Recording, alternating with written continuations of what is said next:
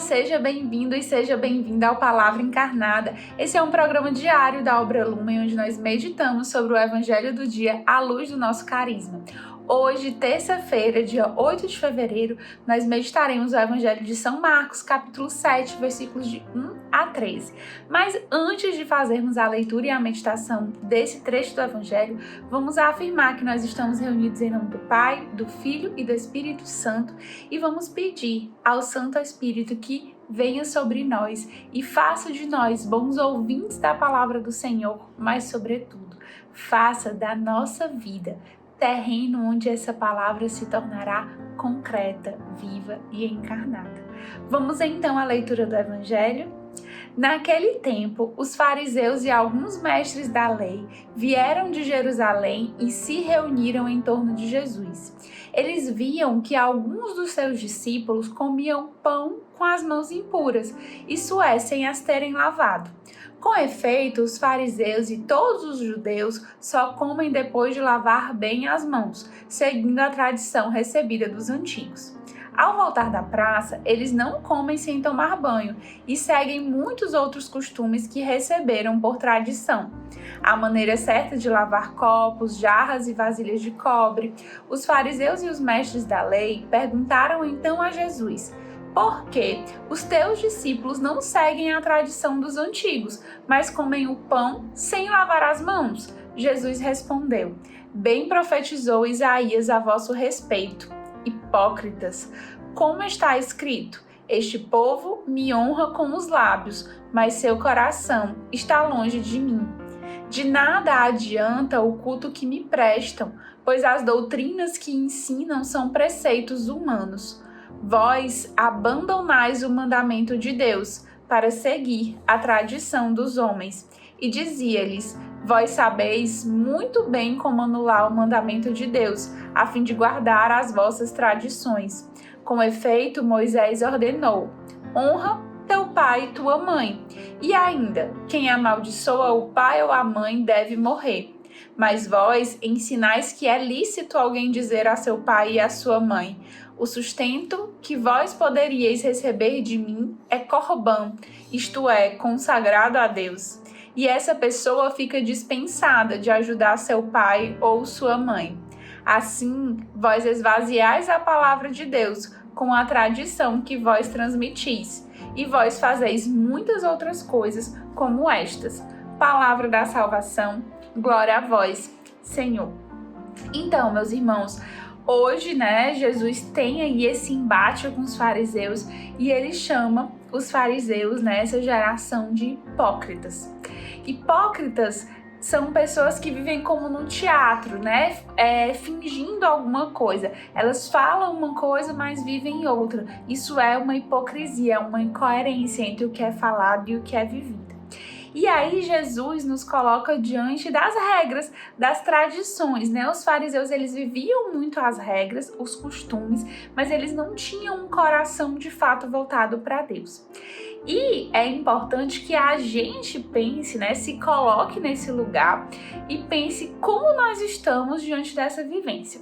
Normalmente, quando nós temos nosso primeiro encontro com Deus, pode ser na catequese, lá na adolescência, na infância, na crisma, de repente quando você entrou aí no seu grupo de jovem, ou quando você deu um passo na realidade vocacional e você quis, dar um passo, você se apaixonou por Deus e você começa a querer fazer coisas boas, Quando você entrou na casa de acolhimento, talvez você pensou: poxa, eu quero fazer as coisas que são para Deus, eu quero dar passos, eu quero... E aí você começou a rezar o terço, você começou a pagar o dízimo, você se tornou um membro Ser Feliz, você começou a frequentar a missa mais vezes, você começou a se confessar mais, então você começou a fazer coisas boas e isso é maravilhoso. A gente sabe que de fato quando a gente está nesse caminho com Deus, o correto é isso, que a gente,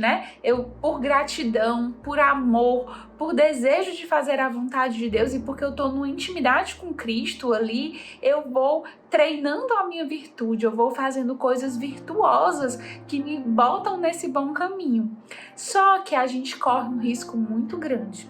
E o risco é que com o passar do tempo, a gente vá perdendo essa razão que nos levou a essa prática da virtude. No começo a gente fazia por quê? Porque nós estávamos gratos, porque nós estávamos apaixonados pelo Cristo. E depois a gente pode acabar, igual os fariseus, vivendo a regra pela regra, a regra pela regra, só fazendo por fazer. E um risco ainda maior é que isso nos encha de vaidade, tipo, eu rezo o texto todo dia, eu me confesso, eu vou para adoração, eu faço isso, eu faço aquilo, eu não faço mal a ninguém, e a gente vai se sentindo vaidoso disso. E aí, o que antes era uma coisa feita por Deus, começa a ser uma coisa feita por nós mesmos. E isso é muito ruim para a nossa espiritualidade, é muito ruim para a nossa caminhada, porque se torna uma prática esvaziada de sentido. E esse é um risco.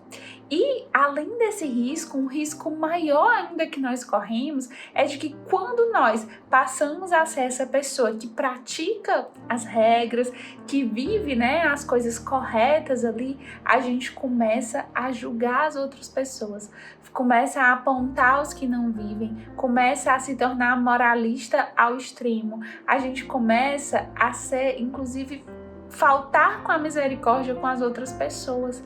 E isso faz da gente ainda mais semelhante aos fariseus que Jesus tanto criticou. E nós precisamos, meu irmão, minha irmã, ser muito sábios, porque o caminho não é deixar de fazer as coisas corretas. O caminho é corrigir a finalidade das coisas corretas que nós já estamos fazendo. E sem vida de oração nós não conseguiríamos isso. Ou seja, aquele amor, aquele apaixonamento, aquela gratidão que fez a gente dar o primeiro passo nessa vida de seguir as regras, de fazer as coisas, de treinar a nossa virtude, ele precisa ser reaceso. Então a gente precisa alimentar a nossa vida espiritual com as fontes de espiritualidade, com oração pessoal. E a oração pessoal não é fazer regra pela regra, com uma adoração, com intimidade com Cristo, com encontro com Jesus abandonado, com a devoção filial a Nossa Senhora, com a busca sincera de ir convertendo o nosso coração sempre mais, para que a finalidade, para que aquela gratidão a Deus, para que aquele amor a Deus, ele não seja perdido em nenhuma das nossas boas ações. E nós não nos tornemos pessoas até virtuosas, que fazem as coisas, mas que fazem as coisas por nós mesmos, para dizer, eu consigo, eu sou bom, eu faço, ou até mesmo fazendo isso e se colocando no lugar de julgar o outro, de criticar o outro, e isso esvazia total qualquer esforço que você tem feito de fazer as coisas boas. E isso, meus irmãos, é muito difícil, porque quando a gente fala de uma conversão inicial, normalmente a gente fala de fazer coisas boas, de praticar essas regras. E esse é um primeiro chamado. Só que hoje, o Senhor quer falar também com o nosso coração de pessoas que já deram o primeiro passo, ou seja, a gente já começou a corrigir, a gente já não faz mais coisas más, digamos, erradas, coisas contra a lei, mas é preciso que até o que a gente faz de acordo com a lei seja convertido no Senhor. Então, esse exercício é muito difícil, porque às vezes a gente quer fazer um checklist do que nós estamos fazendo, do que nós estamos cumprindo. E esse nosso olhar julgador sobre o irmão, ele surge meio que muito rápido. Não é uma coisa que a gente precisa pensar, ela surge assim em questão de segundos. Isso é uma brecha que nós damos para o inimigo, para ele se instalar dentro das nossas relações, dentro da nossa comunidade, dissipando a nossa vida comunitária e a nossa vida até mesmo dentro das casas de acolhimento.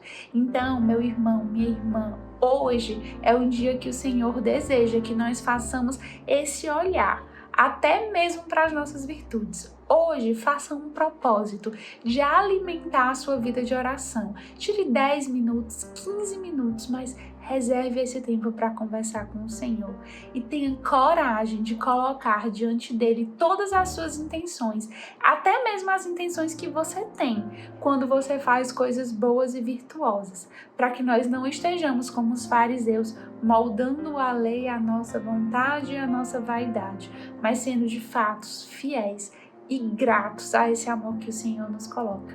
Peçamos aos nossos anjos da guarda que eles nos iluminem, porque esse não é um exercício fácil, mas é um exercício necessário para que a palavra se torne encarnada nas nossas vidas. Estamos juntos em oração.